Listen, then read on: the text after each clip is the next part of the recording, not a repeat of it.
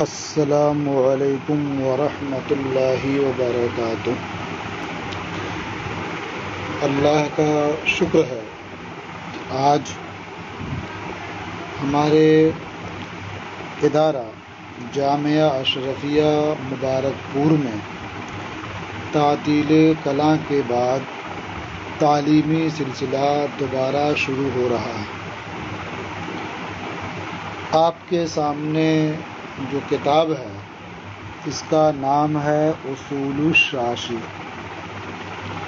ہم پہلے کتاب شروع کرتے ہیں، پھر اس کے بعد اس کتاب کے تعلق سے بعض ضروری باتیں عرض کرتے ہیں۔ بسم اللہ الرحمن الرحیم۔ اللہم صلی علی سیدنا شفیعنا مولانا محمد معدن الجود والکرم وآلہ وبارک وسلم۔ رب یسر ولا تعسر وتمم بالخیر۔ رب یسر ولا تعسر وتمم بالخیر۔ رب یسر ولا تعسر وتمم بالخیر۔ اللہم افتح علینا حکمتک وانشر علینا رحمتک یا ذا الجلال والاکرام۔ بسم اللہ الرحمن الرحیم۔ الحمد للہ الذی اعلی منزلۃ المؤمنین بکریم خطابہ ورفع درجة العالمين بمعاني كتابه وخص المستنبطين منهم بمزيد الإصابة وثوابه والصلاة على النبي وأصحابه والسلام على أبي حنيفة رضي الله تعالى عنه وأحبابه رحمهم اللہ تعالی۔ یہ کتاب اصول الشاشی اور اس کے حاشیے میں ہے احسن الحواشی۔ اس کتاب کے مصنف کون ہیں، اس تعلق سے دو قول ہمیں ملتے ہیں، کیونکہ یہ کتاب جس قدر اہم اور مشہور ہے اسی قدر اس کے مصنف لوگوں کی نظروں سے اوجھل ہیں۔ ہندوستان میں جو اس کے نسخے چھپے ان میں بعض نسخوں میں اس کتاب کے مصنف کا نام شیخ ابو ابراہیم اسحاق بن ابراہیم شاشی سمرقندی متوفی 325 ہجری درج ہے۔ یہ مستند عالم دین ہے اور شیخ عبدالحی فرنگی محلی نے اس کتاب کے مصنف کے طور پر اس امر کی صراحت کی ہے کہ وہ شیخ نظام الدین شاشی ہیں۔ تو اس طرح سے اصول الشاشی کے مصنف کون ہیں، دو نام ہمیں ملتے ہیں۔ ایک نام ہے شیخ ابو ابراہیم اسحاق بن ابراہیم شاشی سمرقندی اور دوسرا نام ہے شیخ نظام الدین شاشی کا۔ مجلس برکات سے جو کتاب شائع ہو رہی ہے اس میں مصنف کی جگہ ہے جو نام درج ہے وہ آپ خود دیکھ سکتے ہیں کہ وہ شیخ نظام الدین شاشی درج ہے۔ اس کتاب کے ساتھ جو حاشیہ ہے اس کا نام ہے احسن الحواشی۔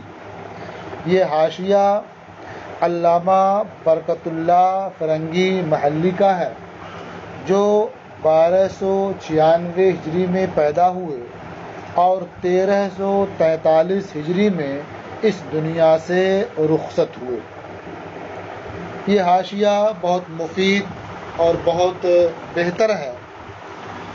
حاشیہ آپ کتاب کے ساتھ پڑھیں گے تو آپ کو سمجھ میں آئے گا کہ یہ کس قدر اہم اور معلومات افزا ہے، اور محشی یعنی حضرت علامہ برکت اللہ فرنگی محلی کے حالات آپ تفصیل سے جاننا چاہتے ہیں تو مجلس برکات سے جو نسخہ شائع ہو رہا ہے اس کے صفحہ نمبر 11 پر آپ ان کے حالات تفصیل سے پڑھ سکتے ہیں۔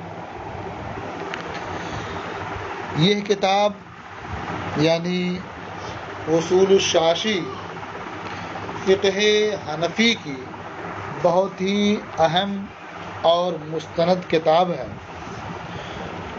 چونکہ یہ اصول فقہ حنفی پر مشتمل ہے، اس کتاب میں فقہ حنفی کے اصول اور ضابطے بیان کیے گئے ہیں، اس لیے ہم مناسب یہ سمجھتے ہیں کہ اصول فقہ کی تعریف اور اس کا موضوع اور اس کی غرض بیان کر دی جائے۔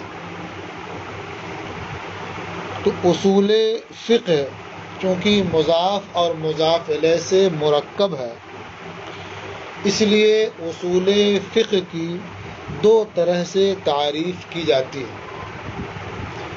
ایک تعریف حد اضافی ہے اور ایک ہے حد لقبی۔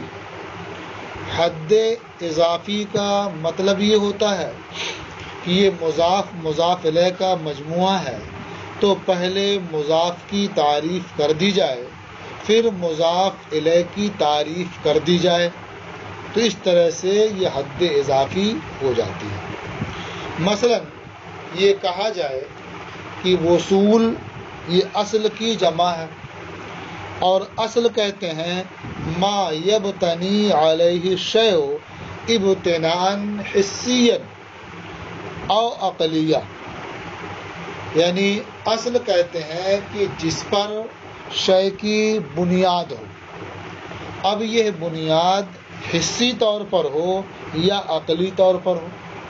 حسی طور پر بنیاد ہونے کا مطلب یہ ہے کہ یہ دونوں چیزیں محسوس کی جائیں، یعنی جس پر جو بنیاد ہے وہ بھی محسوس ہو، اور جس پر بنیاد ہے جس چیز پر بنیاد رکھی گئی ہے وہ بھی محسوس ہو۔ مثلا دیوار کی تعمیر ہو اس کی بنیاد پر، تو نیچے بنیاد ہوتی ہے، اس کے اوپر دیوار ہوتی ہے، تو جو نیچے ہے وہ اصل ہے اور جو اوپر ہے وہ جدار ہے، وہ دیوار ہے۔ تو ما یبتنی علیہ الشیء، جس پر شے کی بنیاد ہو، جس پر شے کی تعمیر ہو، وہ کیا اصل ہے۔ تو وہ بنیاد کو اصل کہتے ہیں، اور اس کے اوپر جس چیز کی تعمیر ہوتی ہے اس کے حساب سے نام دیا جاتا ہے۔ جیسے بنیاد پر دیوار کی تعمیر ہوئی تو دیوار کا نام دیا گیا، اور نیچے جو ہے جس پر تعمیر کی گئی اسے بنیاد کہا گیا۔ اور جیسے حکم کی تعمیر ہوتی ہے دلیل پر، حکم کی بنیاد دلیل پر رکھی جاتی ہے، تو دلیل یہ اصل ہے اور حکم کیا ہے، یہ کہہ سکتے ہیں کہ اس کی فرع ہے، اس پر کیا ہے، وہ قائم ہے۔ تو اصل ما یبتنی علیہ الشیء ابتناء حسیہ او ابتناء عقلیہ، یعنی دونوں چیزیں محسوس ہوں، نظر آئیں، یا دونوں چیزیں محسوس نہ ہوں، عقلی ہوں۔ اور مضاف الیہ فقہ ہے، اصول فقہ، تو فقہ کی تعریف اس طرح سے کر دی جائے کہ الفقہ هو العلم بالاحکام الشرعیہ العملیہ عن ادلتها التفصیلیہ۔ فقہ کہتے ہیں احکام شرعیہ عملیہ کا علم، ان کے ادلہ تفصیلیہ کے ذریعہ۔ تو الگ الگ اصل اور فقہ کی تعریف کر دی گئی، تو یہ اصول فقہ کی حد اضافی ہو گئی۔ اور اس کی دوسری تعریف جو ہے وہ حد لقبی۔ حد لقبی کا مطلب یہ ہوتا ہے کہ مضاف اور مضاف الیہ دونوں کی تعریف ایک ساتھ کی جائے، اس طور پر کہ یہ سمجھ میں آئے کہ یہ کسی خاص علم کا نام ہے۔ مثلا اصول فقہ کی تعریف میں یہ کہا جائے کہ ہوا علم یبحث فیہ عن اثبات الادلہ للاحکام و ثبوت الاحکام بالادلہ۔ اصول فقہ وہ علم ہے جس میں احکام شرعیہ کے لیے ادلہ کے اثبات اور ادلہ سے احکام کے ثبوت کے تعلق سے بحث کی جاتی ہے۔ تو یہ حد لقبی ہے۔ اصول فقہ کا موضوع ادلہ اور احکام یہ دونوں چیزیں ہیں۔ ادلہ اصول فقہ کا موضوع ہیں اس حیثیت سے کہ ان کے ذریعہ احکام شرعیہ ثابت ہوتے ہیں، یعنی وہ ادلہ موضوع ہیں مثبت ہونے کی حیثیت سے، اور احکام اصول فقہ کا موضوع ہیں اس حیثیت سے کہ انہیں ادلہ کے ذریعہ ثابت کیا جاتا ہے۔ تو یہ احکام موضوع ہوئے اس حیثیت سے کہ وہ مثبت ہیں۔ تو اصول فقہ کا موضوع ادلہ اور احکام دونوں چیزیں ہیں، بس فرق یہ ہے کہ ادلہ موضوع ہیں اس حیثیت سے کہ وہ مثبت ہیں، اور احکام موضوع ہیں اس حیثیت سے کہ وہ مثبت ہیں۔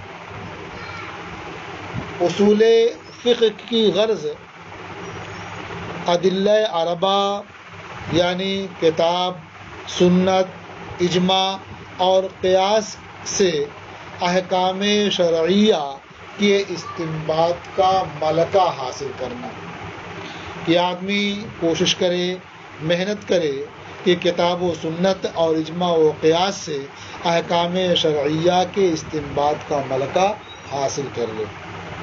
اور اصول فقہ کا فائدہ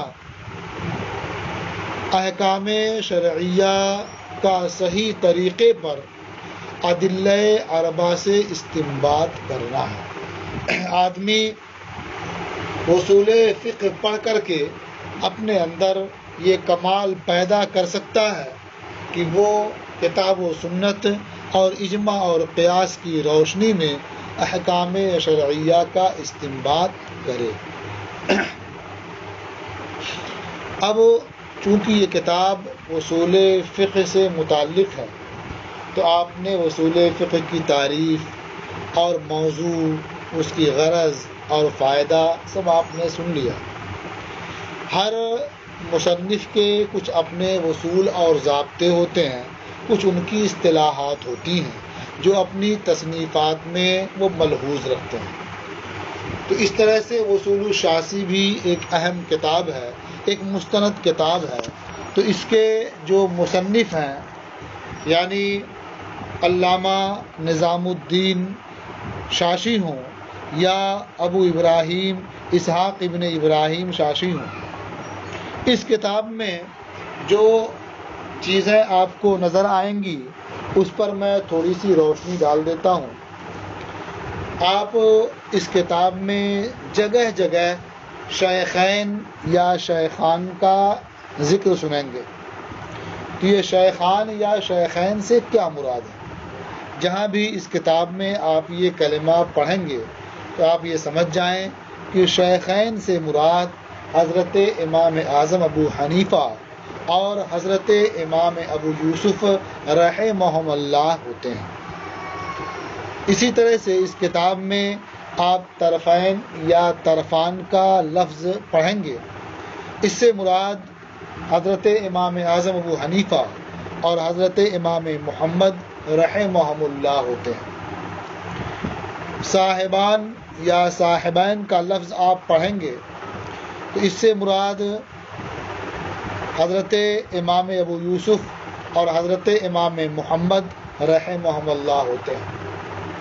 اور جہاں کہیں مطلقاً الامام کا لفظ آپ دیکھیں تو سمجھ جائیں کہ اس سے مراد حضرت امام اعظم ابو حنیفہ رضی اللہ تعالی عنہ ہے۔ جہاں کہیں الثانی کا لفظ آئے تو الثانی تو آپ سمجھ جائیں کہ اس سے مراد حضرت امام ابو یوسف رحمۃ اللہ علیہ ہیں، اور اگر اس کے بعد یا کہیں الثالث کا ذکر آئے تو سمجھ جائیں کہ یہ اس سے مراد حضرت امام محمد رحمۃ اللہ تعالی علیہ، یعنی قال الثانی یا عند الثانی ہے، یا قال الثالث یا عند الثالث ہے، تو آپ سمجھ جائیں کہ وہاں ثانی سے مراد حضرت امام ابو یوسف ہیں اور ثالث سے مراد حضرت امام محمد ہیں۔ اس کتاب میں آپ کہیں پڑھیں گے قالوا اصحابنا، یعنی ہمارے اصحاب نے فرمایا، تو اصحابنا سے مراد ہمارے ائمہ ثلاثہ یعنی حضرت امام اعظم ابو حنیفہ اور حضرت امام ابو یوسف اور حضرت امام محمد رحمہم اللہ ہوتے ہیں۔ آپ کہیں دیکھیں گے کہ ام المشائخ، یعنی مشائخ نے یہ کہا یا مشائخ کا یہ مذہب ہے، تو مشائخ سے مراد وہ علماء ہیں، وہ محققین ہیں جنہیں امام اعظم ابو حنیفہ رحمۃ اللہ تعالی علیہ کا زمانہ نہیں ملا، کہ جو علماء مذہب، جو علماء محققین ایسے ہیں جنہیں امام اعظم ابو حنیفہ رحمۃ اللہ تعالی علیہ کا زمانہ نہیں ملا، تو انہیں مشائخ سے تعبیر کیا ہے۔ اس طرح سے کچھ اور بھی مصطلحات ہیں جن کا جاننا آپ کے لیے بہرحال مفید ہے۔ مثلا اس کتاب میں آپ فین قیلہ اور قلنا جگہ جگہ دیکھیں گے، پڑھیں گے، تو جہاں آپ دیکھیں کہ فین قیلہ کہا جا رہا ہے، تو چونکہ قیلہ یہ فعل مجہول ہے، اس کا فاعل معلوم نہیں ہوتا ہے، لیکن یہاں فین قیلہ سے مراد یہ کہ شافعیہ میں سے کوئی قائل ہے، کوئی معترض ہے، یا اپنے مذہب پر کوئی دلیل دے رہا ہے، تو فین قیلہ کا مطلب ہوا کہ شافعیہ میں سے کوئی عالم دین اگر یہ بات کہتے ہیں تو اس کے بعد قلنا آئے گا۔ قلنا کا مطلب ہوگا کہ ہم اس کے جواب میں یہ بات کہتے ہیں، یعنی علماء احناف اس کا جواب یہ دیتے ہیں۔ کہیں آئے گا عندہ اور عندنا، عندہ سے مراد یعنی یہ امام شافعی رحمۃ اللہ علیہ کے نزدیک ہے، اور عندنا سے مراد یہ ہمارا مذہب ہے، یہ ہمارے نزدیک ہے۔ یہ کوئی حکم بیان کیا گیا اور کہا گیا عندہ، یعنی امام شافعی رحمۃ اللہ علیہ کے نزدیک ایسا ہے، اور عندنا کہا گیا مطلب یہ ہمارے نزدیک، یعنی احناف کے نزدیک ایسا ہے۔ اور جہاں کہا جائے قال علماؤنا، ہمارے علماء نے یہ کہا، تو مراد یہ کہ علماء احناف نے یہ کہا۔ کہیں کہا جاتا ہے قال مشائخنا، ہمارے مشائخ نے یہ کہا، تو مشائخ سے مراد وہ مشائخ ماورائے نہر ہیں، یعنی ماورائے نہر کے جو حنفی مشائخ ہیں، مثلا مشائخ سمرقند ہے، مشائخ تاشقند ہیں، مشائخ بخارا ہیں، مثلا ابو منصور ماتوریدی، قاضی ابو زید دبوسی وغیرہ۔ کہیں آئے گا قال فی الجامع، اس سے مراد یہ ہے کہ امام محمد بن حسن شیبانی رحمۃ اللہ تعالی علیہ نے اپنی کتاب جامع کبیر میں فرمایا۔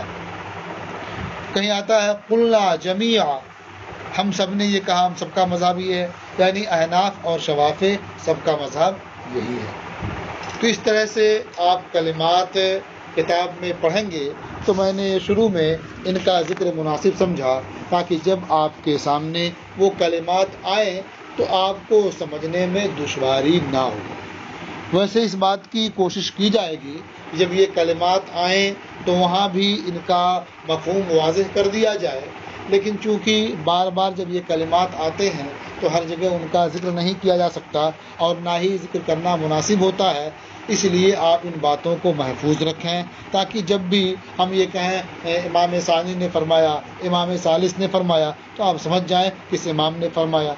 طرفین کے نزدیک یہ ہے، صاحبین کے نزدیک یہ ہے، شیخین کے نزدیک یہ ہے، تو آپ سمجھ جائیں کہ ان سے مراد کیا ہے، کون بزرگان دین ہیں۔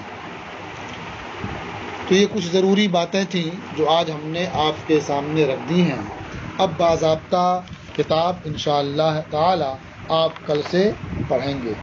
السلام علیکم ورحمۃ اللہ تعالی وبرکاتہ.